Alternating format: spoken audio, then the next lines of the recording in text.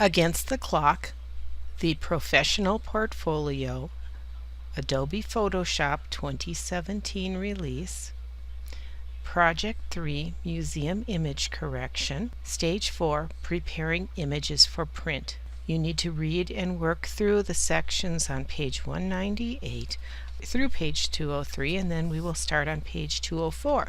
If you've done all of those sections, by the time we get to page 204, when you go to open the jar file, you will get this dialog box that says that there is an embedded profile mismatch. We're going to use the embedded profile instead of the working space, and then select OK. Select View and Proof Colors. This is going to allow you to look at the colors as they will appear changed to CMYK. Go back up and turn Proof Colors off. You don't see a significant color shift, so the image is not going to need a lot of correction for 4-color printing. Now we're going to go to View and select Gamut Warning. With Gamut Warning visible, color shifts are highlighted, and so in this case the highlight shows that the brightest blue areas on the jar are going to be affected. Make sure you read the section on the bottom of page 205 about adjusting highlight and shadow points for prints. Pay attention to the section on halftones and the printable dots, making sure that you remember that highlights will work if you define a highlight with cyan 5, magenta 3, yellow 3, and black of 0. Otherwise, you won't have any definition within the highlights.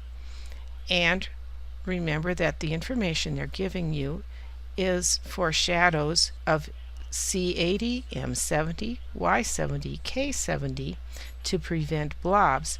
But if you are going to print in a newspaper, this is going to be too dark and you will get blobbing because the papers used absorb the ink and cause them to bleed much easier in newsprint. We're now going to go to Image, Adjustments, and select Curves. Double-click the white point eyedropper, and in the color picker, change the CMYK values to the 5, 3, 3, and 0 that were recommended, and select OK. With the white point dropper still selected, click the lightest highlight in the image where you want to maintain detail. Probably somewhere in through here. Double-click the black point eyedropper.